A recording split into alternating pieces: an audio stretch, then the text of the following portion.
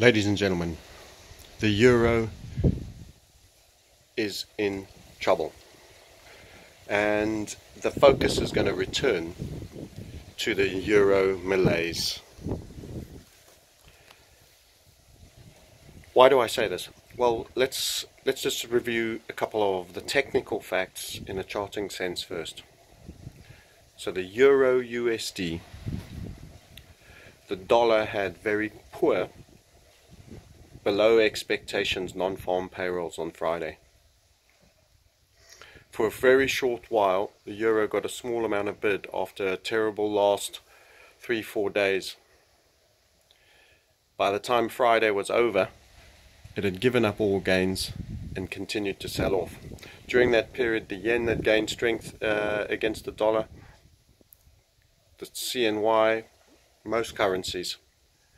The euro is showing immense relative weakness even against its greatest benchmark rival, almost a binary pair. Remember, it's been guesstimated, because no one truly knows, that the euro USD is a 4 trillion daily exchange, and that means it's probably the most liquid market in existence, and it's quite binary.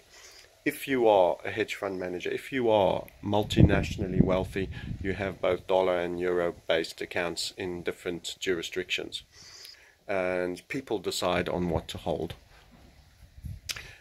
What's going to be the driver? I don't know, and I can only speculate, but my opinion in my trade has been for a while that the euro should be sold, and I've sold it consistently on its rallies inside what I consider to be a right shoulder of a large head structure and a left shoulder that could see the euro USD re-enter the range down by 1.06.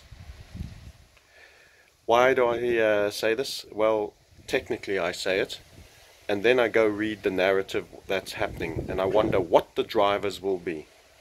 Now, whilst it could be the fact that we go for a hard Brexit on the UK, and you know I've filled the airways with my take on Brexit, I think largely the Brexit has been hijacked, and the real reason that's going to be the new drivers for euro weakness, which could take it down to the 106's level, in my guesstimation, as someone who has no clairvoyance, but just guesstimation, is going to be the melee in Italy. And why Italy? Well, it's the third largest participating economy in the EU after France and Germany, and on top of that, it is the most Euro-skeptic. In other words, Euro hasn't been great or kind to Italy. In fact, Italy's involvement, a bit like Greece's involvement, was probably something that should have faced far more scrutiny. They have a huge debt problem, and they have a huge growth problem at the moment in terms of economic growth. It's not happening in Italy. On top of that, with this seething mass, political mass that are not positively favored towards the euro, Italy, of all the eurozones, is the least positively disposed towards the euro. Something to bear in mind, and you have the likes of the 5-star movement. In fact, a little bit of update and information on that is there's been essentially a government of kind of coalition that has been formed, and you have European Affairs Minister Paolo Savano. He was the coalition's original pick as economy minister, and he was vetoed by the head of state. So let's just understand this. The guy was put forward by the coalition to be economy minister, and the person who happened to be head of state said no, anyone but him, because of his criticism of Italy's participation in the eurozone.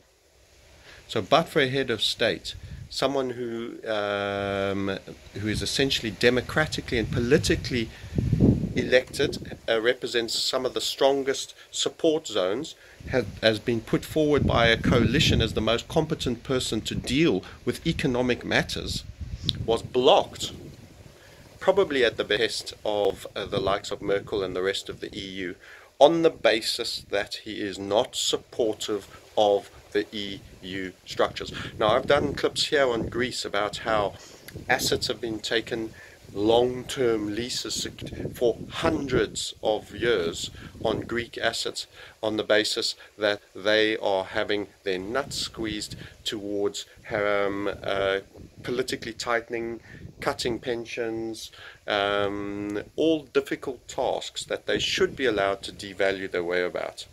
Greece should never have been in the euro. And just to give you an idea of Italy's scale in this equation, it is largely deemed Italy could not be properly saved. That won't be a reason for them not trying, but once again, Spain's economy is 7 times the scale of Italy. For now, just the news here, Italy's is double Spain's. So Spain is 7 times Greece, and Italy is double Spain. So you're talking about the Italian situation being a 14x on the Greek situation in terms of scale, largely deemed and considered too vast. Now, the Eurozone have what's called an OMT. You've got to avoid the temptation to say outright monetary toxic fund or outright money turd purchasing fund or anything else. No, it stands for outright monetary transactions. It ties to the era of when Draghi said, whatever it takes, we will do. In other words, the EU will survive. You can speculate as much as you like. I'm telling you, we will flip and destroy currencies. We will do anything we have to do. We'll shoot and strangle our own babies. This project, this political project will survive at any cost. Including coming around and drowning all your puppies. And this was when the euro's at 140 and it capitulated down to the 105s level. Then Trump showed up and he was pretty America first and saying, hang on, you guys are getting a massive trade advantage here and having a big ass easy ride. Then we had the euro rally up to the 125s level, and then it's turned around and spilled. The problems never ever went away, and what's actually happening is they're getting worse. There's a lot of Italian youth unemployment.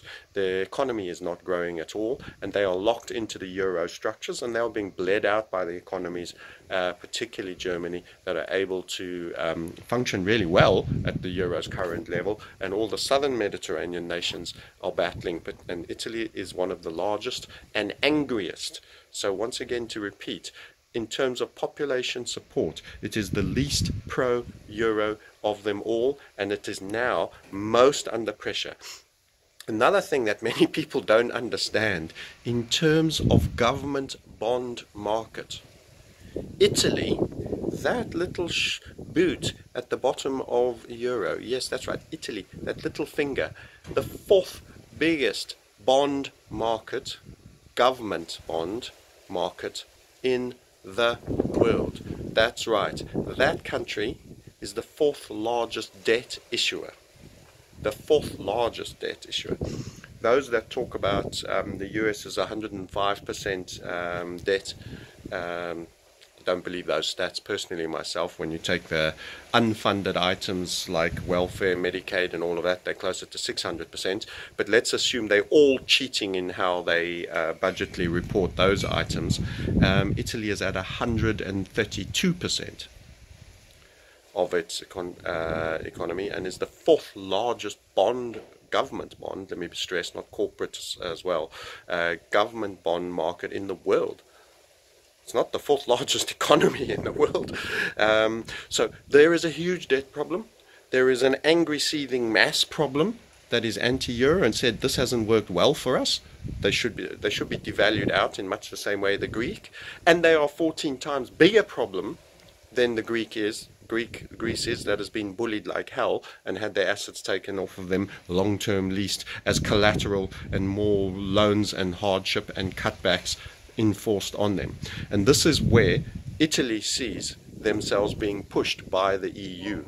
So economic ministers that are actually being appointed by people that have won elections are being declined by heads of state.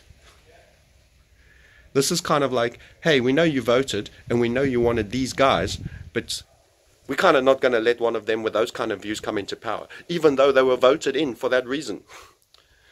Anyway, so I've done a number of Euro USD clips recently, and my view has been consistent on that, is that on the bigger time frames the travails will return and we will see the lows of Euroland. The media has largely stayed off Euroland since the great Greek crisis and all the knock-on crises that occurred where everyone jumped in. It's kind of like, okay, now you've done some tests, you've done some trimming, showboating on the surface, we'll stop asking tough questions about the situation and we'll focus on, you know, China's debt situation when they had their crash down, and we'll focus on Trump and what he said about Beyonce's concert attendance is accurate relative to his free speeches, etc., etc. Trivia, bread and circuses for the peasants to keep them distracted to the reality. And what's actually happening is these things never went away, they were never dealt with, and in fact they're getting aggravated and worse, and the people in those countries are actively voting against the EU, and their political candidates are being blocked because the EU doesn't want any critics in there. And you've got Brexit, the seething angry mess that is Brexit that is being hijacked by Theresa May. So there's a lot of anti-EU forces, and the notion that all is well for the euro is a fallacy. If you have euro-based risk, my view is you would be better holding dollars. I am capable of making those decisions. I'm sure most of you don't have to be a multi-billionaire to do that. And also from a trading perspective, I think great value will be gained on shorts, providing you know how to trade, where to trade, put your stop losses, and you make judicious entries, you understand sizing, and you are of a trading mentality. And that is not advice, that is what I intend to do. But those with suitable skills will be able to make hay on these events, and should, apart because you're going to pay for the damage. Probably if you're an English citizen, the cost of Brexit will cost you more. If you're in Euroland, your imports from everywhere else will go up. So you actually owe it to hedge. Of course, you'll be called a locust for shorting something. You'll be called non-helpful, or whatever the case may be. Your duty to yourself, your family, and your own personal retirement and quality of life is to hedge the events that will cause potential resets in the global economy. Remember, we are still overall in a global economy more precarious than we ever could be. The euro collapse could be on the back of the Italian economy and debt situation, could in fact be the trigger for the Great Reset. So I have said already that since we started to have a Fed tightening cycle on the dollar, yet you have the euro diverging with its issues, even worse problems there. You are getting a divergence, yet Trump doesn't want the Eurozone and Euroland to get all the low currency advantages that it would get by more QE, more shoring up heavily toxic Italian banks and many other European banks, but we're talking about Italy today, with further quantitative easing and devaluation of the euro. It's going to happen anyway.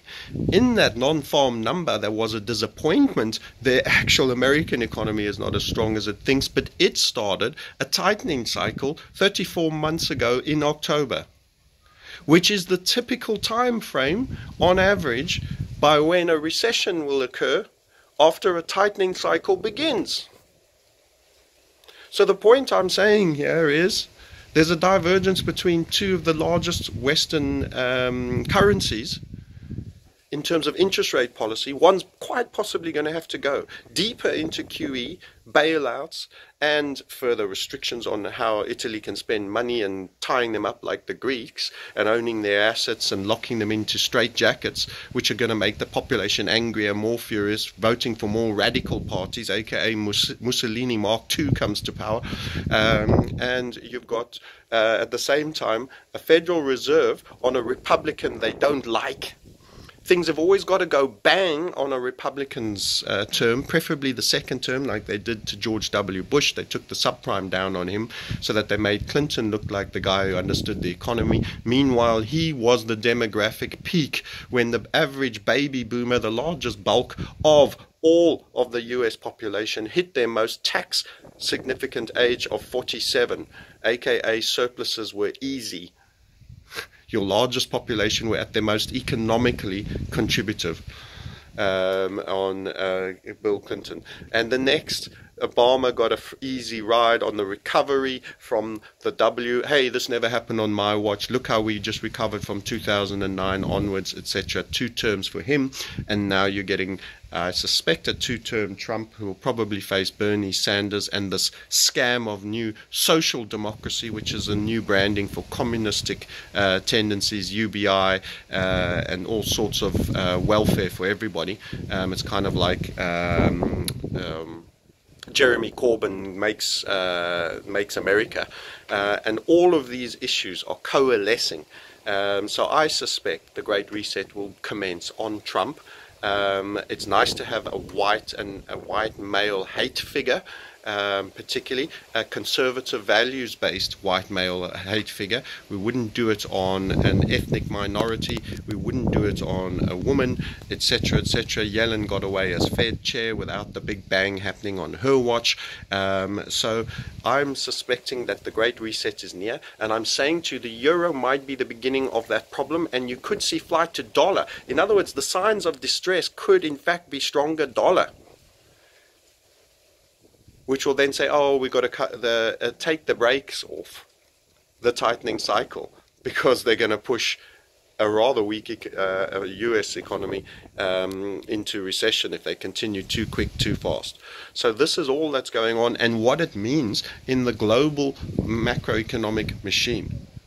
So the Fed's tightening cycle, I suspect, will have to slow, because the Eurozone is going to be so weak it's going to cause a further divergence between the two countries and cause a knock-on effect on America's own exports. Okay, anyway, we wanted to talk about Italy and the euro, and I just tied it in to the larger, greater reset. This is the Reset Sniper channel, and my view is that from a trading perspective, shorting the euro against the dollar will prove an effective strategy. I've said that for a while now in this technical setup, so go look at your daily and weekly charts, see the head and shoulders that I've described. I've got targets down into the 106s from where we have been. I've been short from just under 118. And also before, when it was at 125 to that level, when it went into congestion. I think that congestion is a squeeze in a right shoulder. That's the technical argument. Go look at your charts. I've done plenty on it. For those of you that have exposure there, the euro, in my view, is likely to get weaker. And the drivers, I suspect, while Brexit won't help, and the notion of a hard Brexit and the removal of the British contribution could be a huge single nail that will end the game as well. But I don't think the control structure will allow that to remain as a Trojan parasitic non-Brexit delivering PM. Her mandate was to fudge and foil, but the Italian situation is not going to be near as easy to control. I hope you enjoy the clip, and our next webinar on trading defense and the why, which is the Great Reset, and getting yourself in a situation and position where you can defend yourself from what is coming down here, and in fact more than defend, but actually potentially come out even better off than the masses who are sitting like ostriches into their head in the ground. It's time to take action. Enjoy. It's on September the 4th, by the way, and it's a free webinar, and you can attend then, and it'll be at 19:30 British Summer Time. Speak to you all then, and enjoy your weekends otherwise.